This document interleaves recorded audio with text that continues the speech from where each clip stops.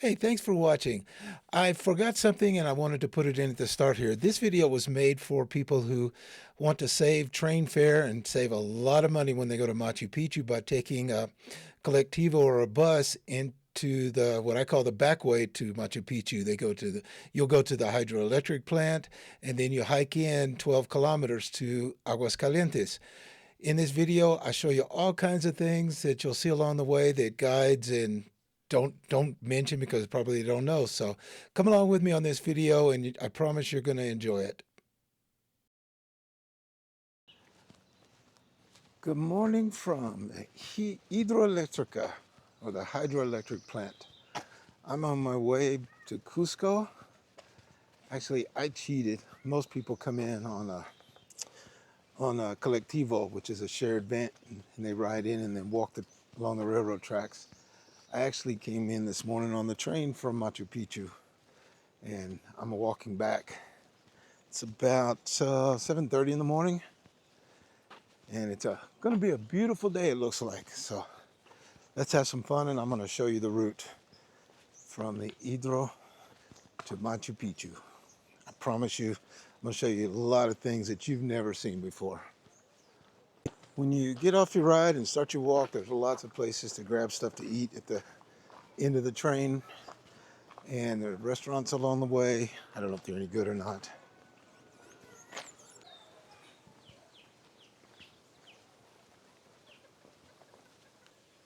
When you get here, you head up the stairs. Now this is the really only difficult part of the whole walk.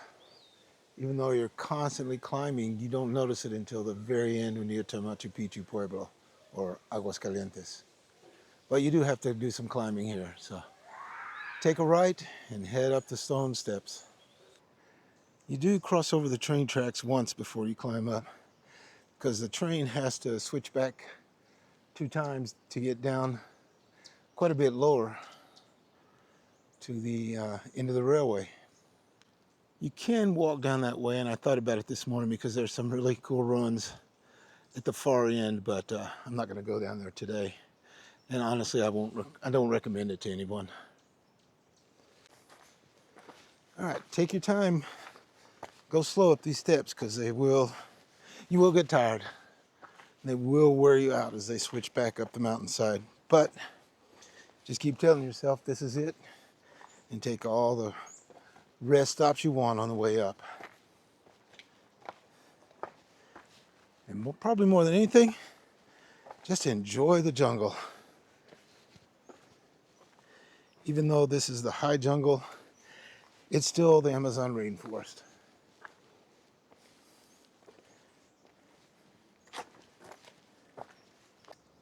Well, I'm out of breath, but I'm almost to the top. And instead of going up to the railroad tracks, I'm going to take you off into the rainforest and show you a place that hardly anyone knows about and even less people visit. I seriously do not recommend doing this, but it's still fun for me because I've been here so many times. All of these stones, these at one time were walls and buildings. There was a lot of Inca structures here, and I'll show you part of the reason why in a moment.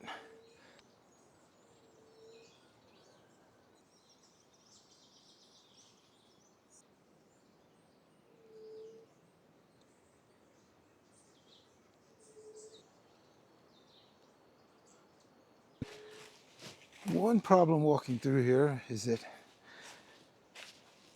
you have to be very careful with the footing.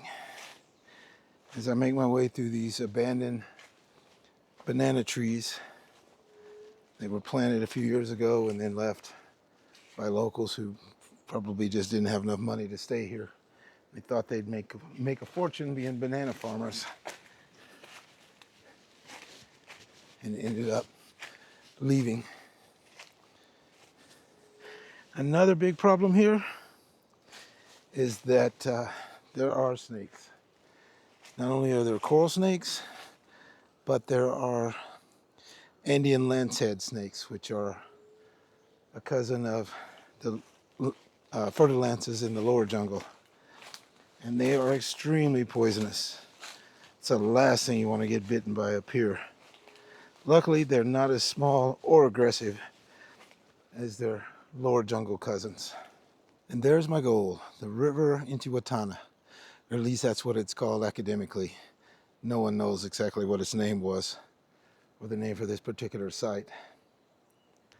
Just next to the Intihuatana is a small basin, and those two particular holes line up exactly east and west, which is pretty fascinating. As to why, honestly, no one knows. No one even knows why it's here, although it does have a relationship with a lot of other things in the immediate area, actually in the distant area.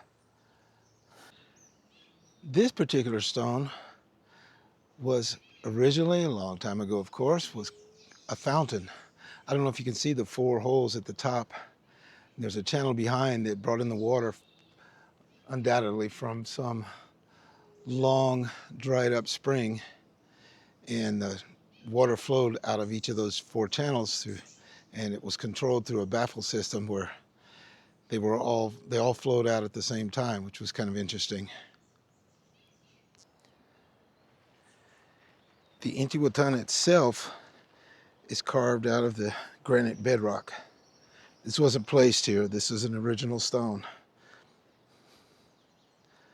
Up on top, what is called or known as the Namon, at some point was broken off.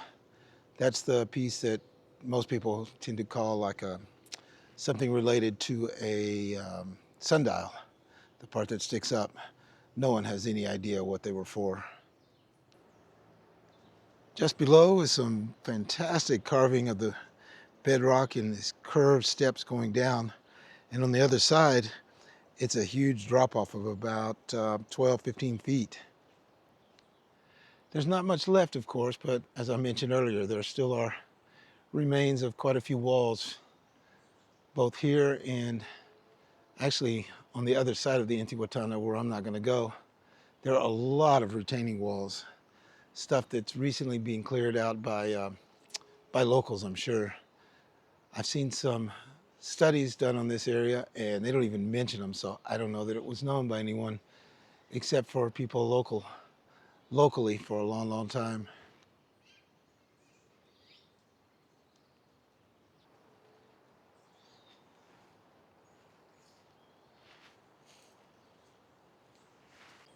The sun's just starting to peek up over the mountaintops. This amazing stone was carved into 3 steps, which 3 steps is very common in Inca cosmology. I'm not going to get into all the details about that, but you see this motif everywhere, to be honest. This used to be the route coming up from the railroad tracks below, but it's been closed off for a while. If you've read Mark Adams' book, gosh, and I can't remember the name of it now, I'll have to put it underneath. But this is where he and John Levers came up through this trail. Used to be the best way to come up, and really gorgeous because there's a huge wall just to the right down there, but farther down. But it's hard to get to now, and I'm not going to bother trying, even though I'm sure I could bushwhack my way through the jungle. Down in the left-hand corner, you can see 3 more steps carved up onto the side of the Intihuatana.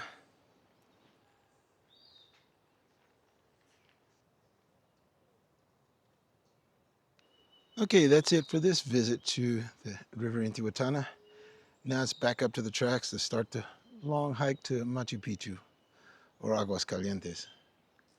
Here's some more massive Inca walls. These are just retaining walls to keep things from eroding and collapsing down the mountainside, but they're still Inca walls. Once you get to the top of the stairs, it's easy going for a long way. Many miles, many kilometers.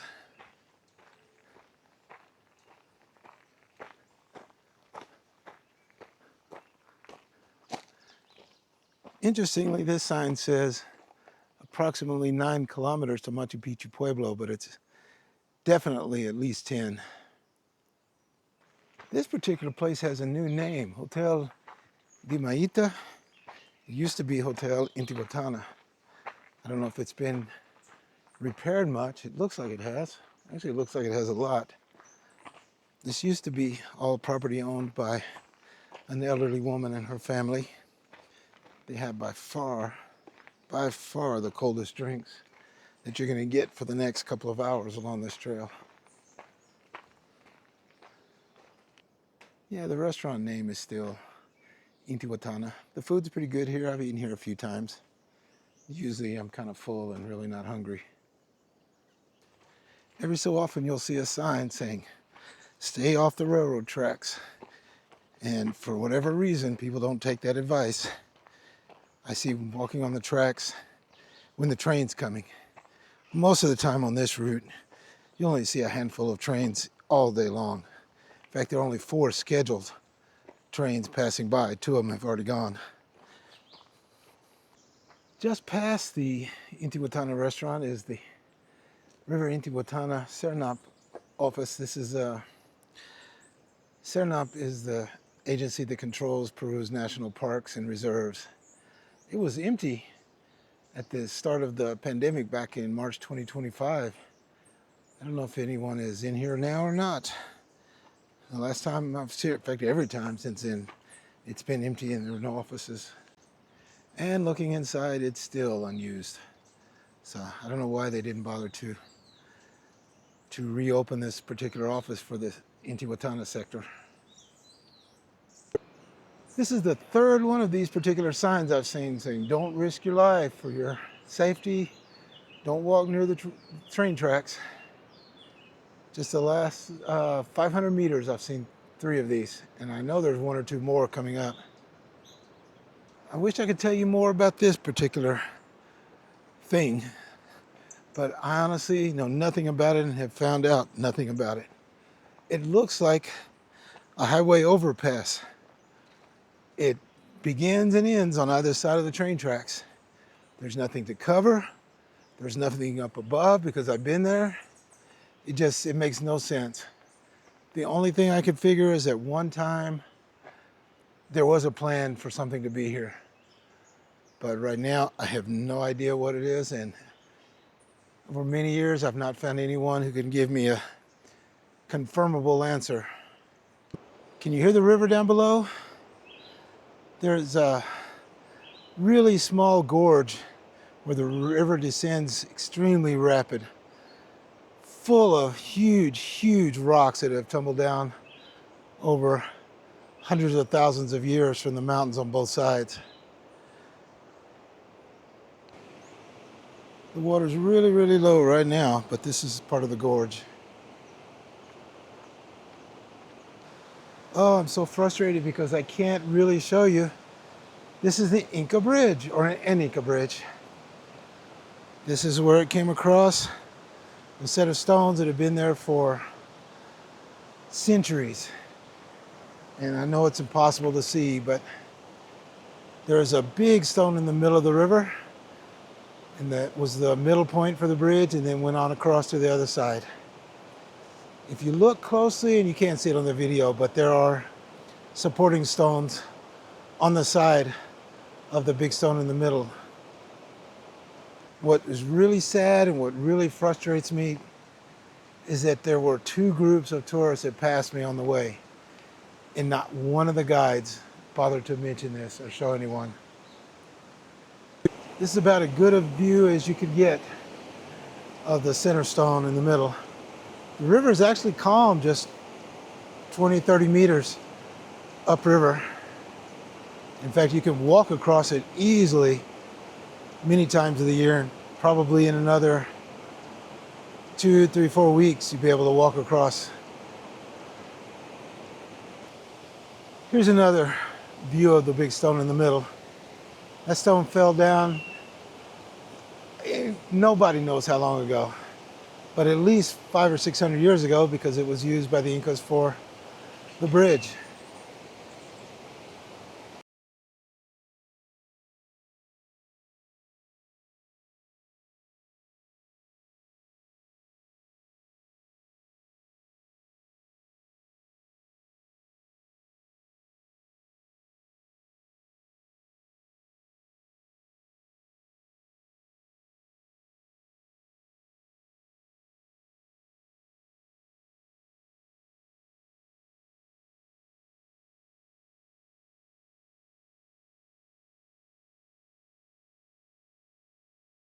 Tempted to take this little trail down and give you an even better view, but gosh, I'm afraid I'd have a hard time getting up with the loose stone and dirt.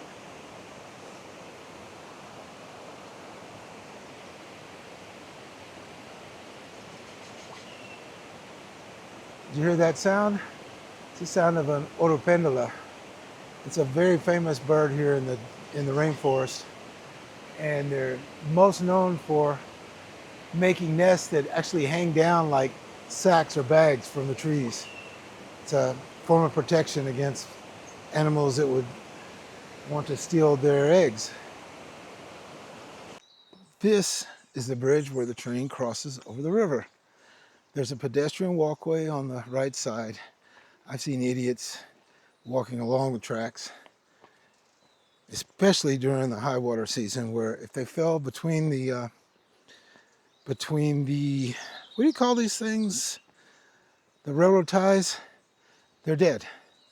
During the high water season anyway. They're in bad shape otherwise. But this is a cool spot to get some photos both directions, especially looking back towards Machu Picchu. Looks like a guide up there has stopped everything to talk to his group. Who knows what he's telling them, but they have their little spiels that they share. He may be showing them that Machu Picchu up above. Now it's going to be really hard to see because the sun is right behind it, but Machu Picchu is up on the mountainside just above. For many people, this is their first view. Just after you cross the tracks, the railroad turns to the right. There's a place where people have been working here for a long time trying to build it up. Sometimes they sell things, or they have things for sale.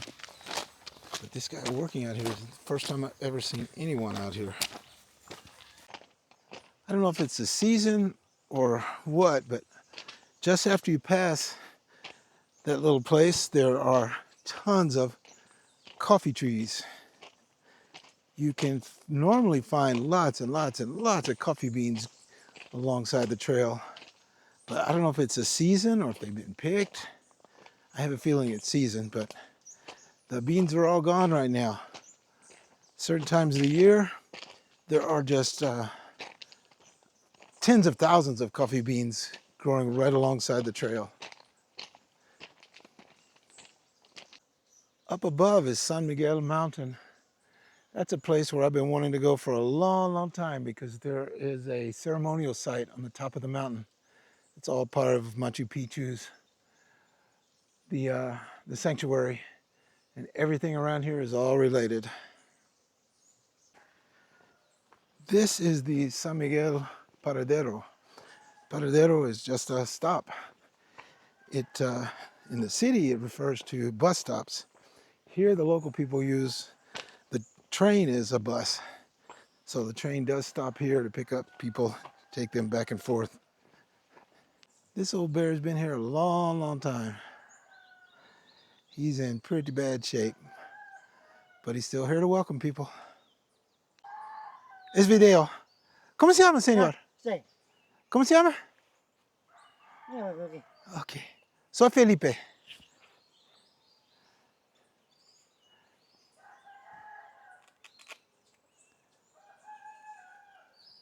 The young man I met back there was named Christian, and he didn't even apparently know his name, or because he pulled out his document and showed me when I asked what his name was. Real nice guy, really friendly, was quite happy to meet, great handshake. The dogs here are pretty tame. Hola, perrito, ¿cómo estás? Hola, ¿estás bien? Hola, amigo. Qué guapo. You want more love, huh? I don't know if I mentioned, but when I was flying my drone, or just as I was about to take it off, a Cernap official who was walking here picking up trash along the tracks stopped and wanted to tell me that I really wasn't supposed to be flying my drone here. But I explained to him I'd gotten permission in the office and told him I knew some of the folks here, and he was real nice. Stayed and watched, saw what I was doing. I think he was a little concerned, as he should be, because people take off from around the railroad tracks and then fly over Machu Picchu, which is 100% illegal. And it just drives me nuts when I see videos on YouTube from people who have done that. One little thing that happened along the way, just after the Cernap official passed on by, was a runner came up coming from Aguascalientes. And sure enough, it was who I thought it was. My friend Fidel Fernandez, who I've known along here for a long, long time. He never remembers me, but I always remember him. Really nice guy. Loves to tell me how fat he used to be and how now he's skinny because he runs every day. Real nice guy. But the problem that I had was my drone was up in the air. And as we stopped and visited, I forgot. And even though I didn't lose a lot of battery because it was just hovering, I did lose some battery time. But still, getting to see Fidel for the first time in quite a while was really nice. When you get to the kilometer 118 marker, it's a little bit boring, to be honest. There's nothing really interesting. If you look up on the right side, you can see Machu Picchu Mountain. You can see Machu Picchu in certain places. Huayna Picchu is clear, but it's not the most exciting section to walk. You might see agoutis in the morning if you're here early enough. They're basically like little pregnant rats.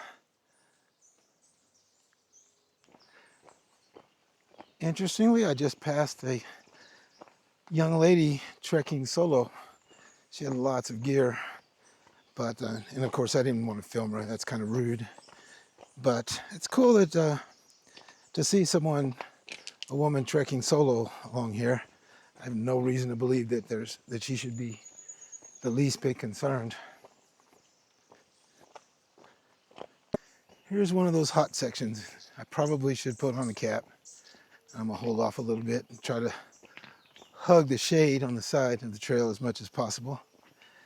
The good thing about walking along here is it's quiet. The river is off to the right about 100, 150 meters, and right now it is just meandering slowly. It's a fairly flat section of the valley.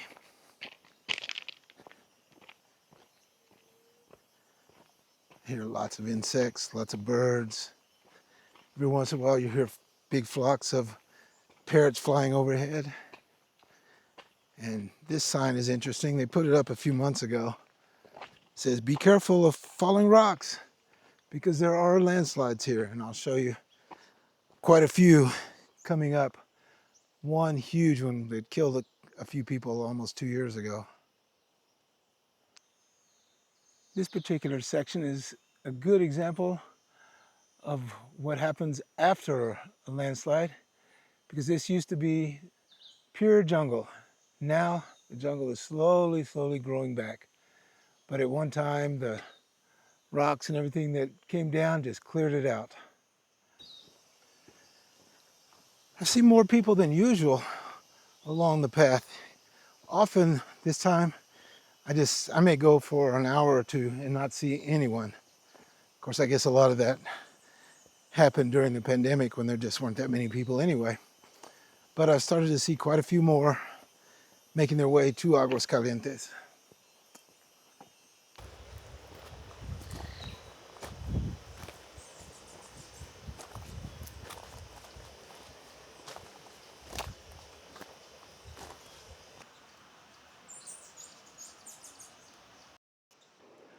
The sun's pretty bright and it's hard to see, but across the river is the Inca site of Inca Rakai. They started doing work there about 3.5 years ago and have done a ton of excavation because there is an extremely important Inca observatory up there. There's also a road that goes up to the Gran Caverna, higher up on the mountain, and that road also makes its way along the side of the mountain back to Machu Picchu, because that's Huayna Picchu, or at least this is the backside of Huayna Picchu. It was along this section of river, I don't know, 6.5 years ago that I filmed the river otter. I didn't even know they were here until I got home and saw it on my big screen TV. Quickly looked it up, and sure enough, there at that time were river otters in the Machu Picchu sanctuary. I've never seen one since, never talked to anyone who has, so I think I was incredibly lucky. There was a big landslide here 2 or 3 years ago. It obviously did some damage to the railroad tracks, but a large chunk of the mountain just came down. You can see where it came down from up above, and the size of the stones were just immense. Something that happens fairly regularly here. I'm guessing no one's working across the river at Inca right now. How do I know? Because the little small cart that they pull themselves across the river with is basically on this side. It's over a little bit, I'm sure, to discourage people from hopping on and crossing themselves, but that's how they make it across. They literally hop onto that little cart and pull themselves back and forth. I almost missed this as I stopped and was visiting with a man who was out photographing birds. Had a guide even with a parabolic dish to listen. But I almost missed this massive Inca wall along the tracks. It's so easy to miss. In fact, almost no one even notices it, despite it being cleared out. Sometimes when it's covered in jungle, even though it's only 5 meters from the railroad tracks, it's extremely hard to see. I'm not positive, but I think this might be the highest Inca wall in the entire Machu Picchu sanctuary. Can you hear the Oro Pendola off to the left?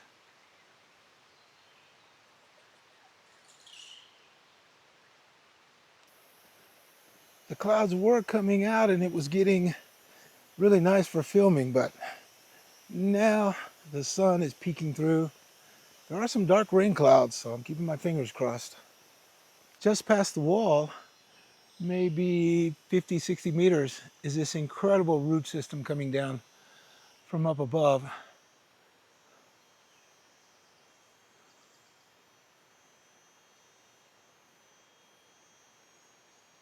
Another little sign says, don't walk on the train tracks.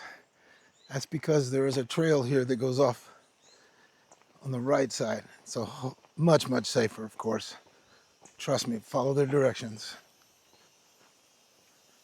If you hike this way, rest assured that the trail is in very, very good shape. No stumbling through the rocks. I know during the pandemic, when almost no one came here, it was close to being overgrown except for the tracks themselves. This is a paradero in Caracay. I've never understood why someone doesn't do something with this. It's about halfway between Hidroelectrica and Aguascalientes and would be a perfect spot to set up a restaurant, even just sell snacks and drinks along here.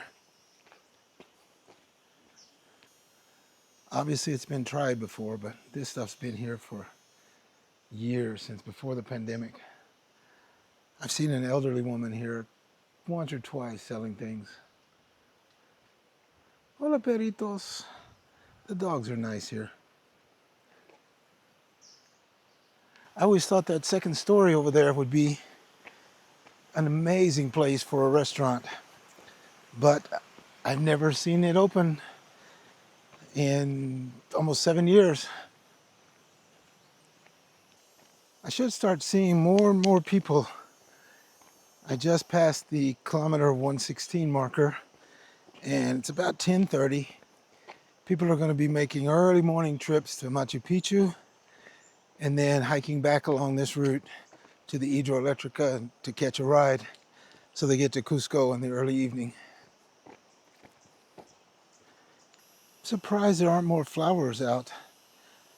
I expect in the next few weeks, though, they will be blossoming big time. And now I'm coming up on the house of the Colonel family. I've known the matriarch of the family since way before the pandemic. She now works in Cusco in the market selling vegetables. Every once in a while I'll get in there and see her and we'll visit a little bit.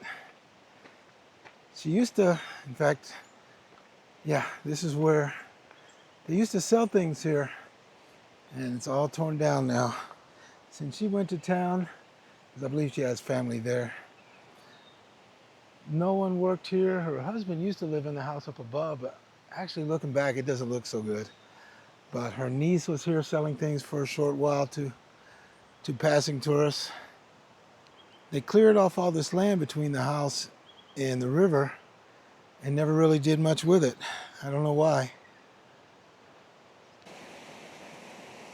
All of this is part of Mandor Pampa, which is probably the only flat place here for many kilometers and where people have been growing things here for centuries. This has been cleared out. You can see the banana trees behind, but you used to not be able to see anything of the waterfall here.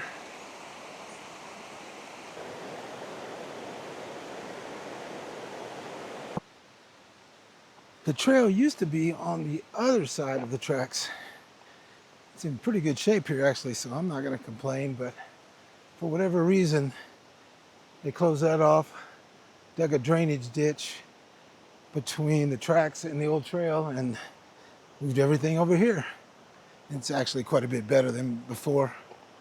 This section is the one that makes most of us the most sad because it looks like a bomb hit because that was probably the closest thing that you could compare it to. You can still see pieces of railroad tracks all along this section. Some of them were pushed down into the river and most of them were just left there. This was all white rock a year and a half ago. Slowly the jungle is coming back, as it always does. This was the location of my favorite waterfall in all of Peru. And now you can see how ugly it is, as this was the center of where the Huayco, or massive landslide, came down the mountain, down the canyon. The river itself used to be just a few feet from the railway. All this stuff here came down with the landslide, and now the river is quite a bit farther across and below. Actually, I can show you where there were previous landslides up there. As I mentioned before, this is something that happens all the time here. There's nothing as big as this. Here's a very important piece of advice. When you come here, make certain that you use insect repellent.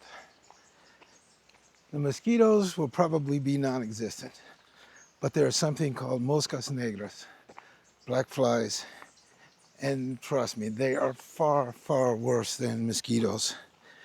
If they bite you, they leave these little black dots. I've heard they are inserting larvae under your skin, but for a week, you'll itch like you've never itched before, or at least that's the way it is with me. Mandor is a wonderful place to visit. If you come to Aguascalientes, it's 4.5 kilometers downriver. It's definitely worth a visit. You can even find rooms here. It's a wonderful place to stay. They've got electricity and water and everything is back to normal in the rooms. They're really inexpensive as well. I felt bad because I talked with Edwin Nelly's son, who I knew before, but he's grown his hair out and has a beard, and he said he's got a hippie look now, but he's a wonderful person. Speaks English very well too, by the way, if you're worried about Spanish. The gardens here open up at 7 o'clock and close at 5. I promise you it's worth seeing. I'll be back here next time. I think I'm going to come next time I'm in Aguascalientes and come back and do a little video tour again, because these folks are so nice, and I want to do something to help them. And even if I didn't know them, I promise you this is worth visiting. You probably noticed the trains. This is also the spot where Peru Rail turns their trains around.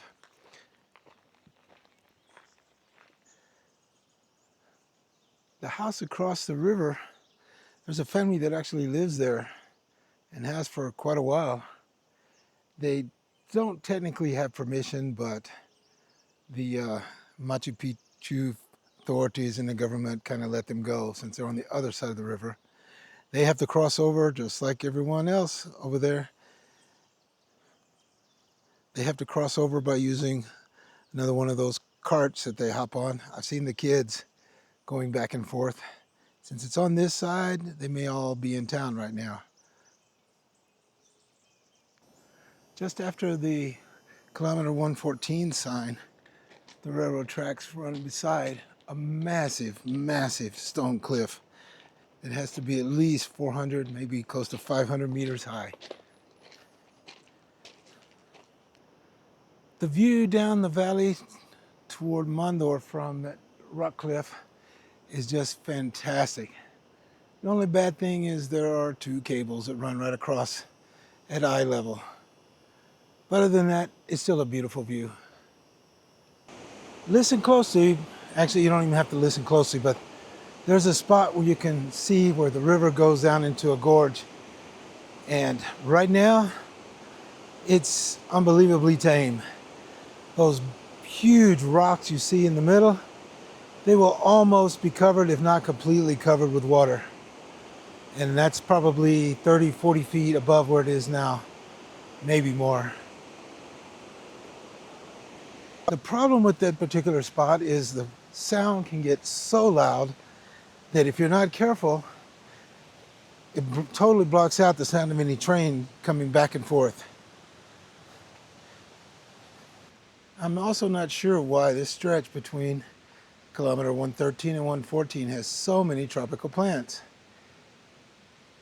Maybe because it's so tight in the canyon that the moisture stays in here close, but it's really, really tropical. Can you make out the ruins in the middle of the screen? They worked on those for probably 20 years.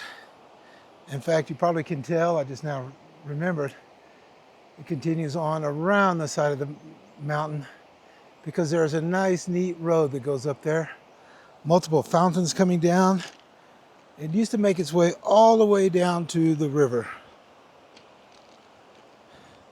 Across the river, some of the archaeological work is now overgrown and can barely be seen, especially if you don't know where you're looking. When you get to this part, you're getting close to Aguascalientes. There are no more kilometer markers along the way that I know of. I'm probably close to kilometer 113, which means I've got 13 or 3 kilometers more to go, or about 2 miles. Usually by the time I'm here, I'm exhausted. And I'm pretty close today, but I did take some breaks, so it's not nearly as bad as it usually is.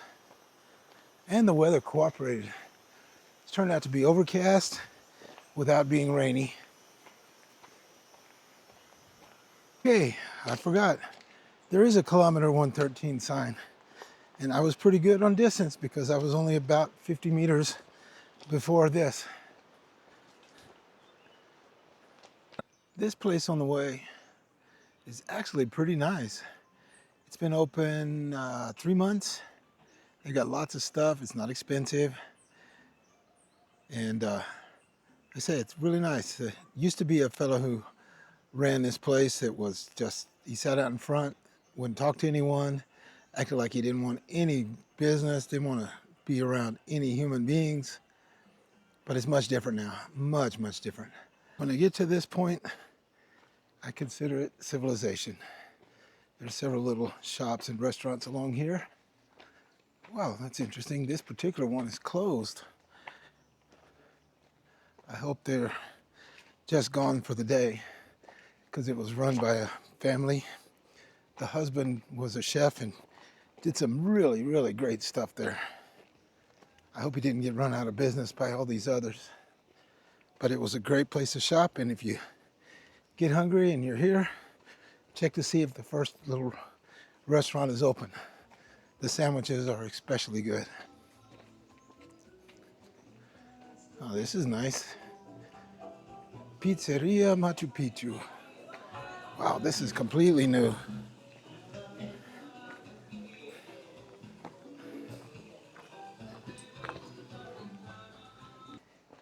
This is also a place where the trains, especially Inca Rail, parks their trains in between trips back and forth between Ollantaytambo and Cusco and Machu Picchu.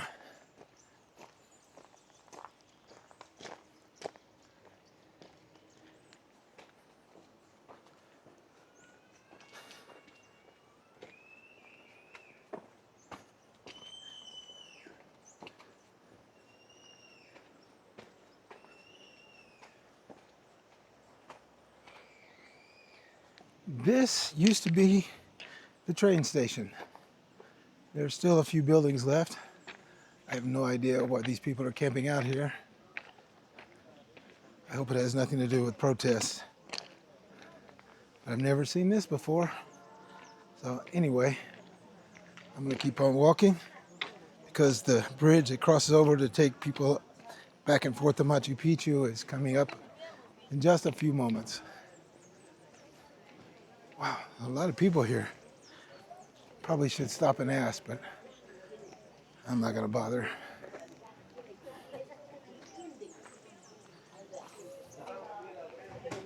Just dawned on me. This is no, it's not even Sunday.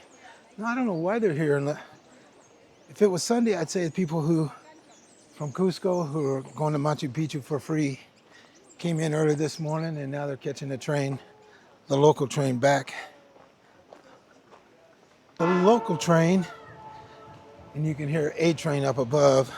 The local train doesn't even leave Aguascalientes for another 50 minutes, which means it won't be here for another hour.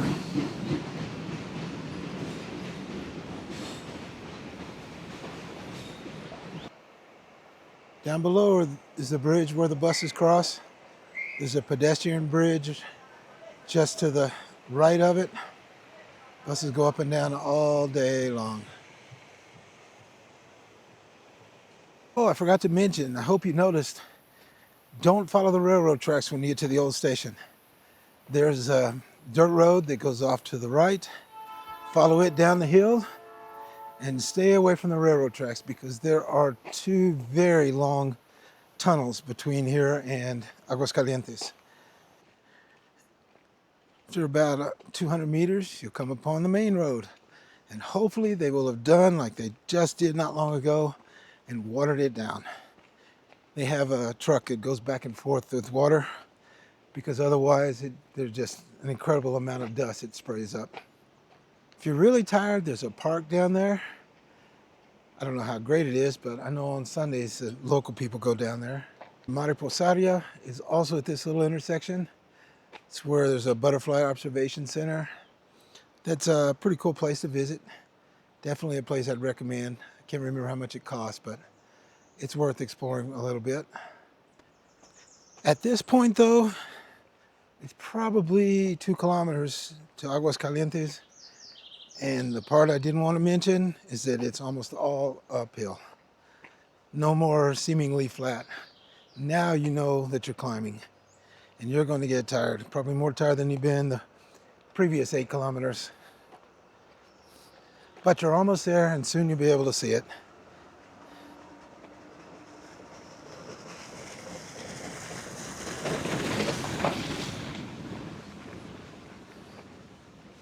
If you're brave and you want to cross over the river, you can find examples of or sections of the old Inca wall that used to line the entire river on the other side. I never found any on this side, but I'm sure there's some. But definitely on the other side you can find examples, sections. Just as you start up the first hill, there's a little chapel where you might want to stop and say a prayer and ask for some strength to get you the rest of the way up, because I promise if you've been walking a long way, you're going to be tired. Next up is a stone carver's workshop. He's been here for years. Sometimes he's out working. In fact, most of the times he's out working during the day. I don't see anybody today, but it is getting close to lunchtime. This particular spot always makes me nervous. There's very little room here. Maybe, I don't know, 70 centimeters across, 80 maybe. And I've seen buses that have actually, their tires have crossed over onto the little hump there. That means you have very, very little space left to not get hit by a bus. In fact, I hear one coming behind me, so let's film and see how much space I get when the bus comes by. That wasn't bad. About this bridge, as you can see, Aguas Calientes in the distance, even not that distant. I'm pretty sure that I've never seen the river this low this time of year. We still have 10 days to go, even before October, and you could walk across in a lot of places just by hopping rocks and never get wet. Just on the edge of town is the bus depot. I have no idea what's going to happen in the next few days because right now the bus depot is operated by Concetur. But as I understand it, there's a new company whose buses will be brought in starting tomorrow or Wednesday. And it's been a mess for that for the last 2 weeks. Machu Picchu has been virtually shut down. The trains have been suspended. It's been wild and crazy and has killed tourism quite a bit, and it's definitely going to hurt for the rest of the year. In fact, it's causing already a big difference in the amount of reservations and canceled reservations.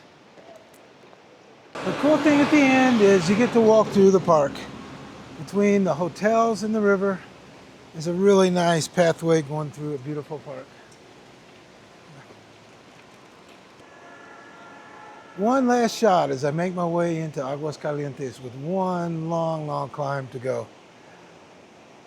I don't know about you guys when you do this, but I am very, very tired.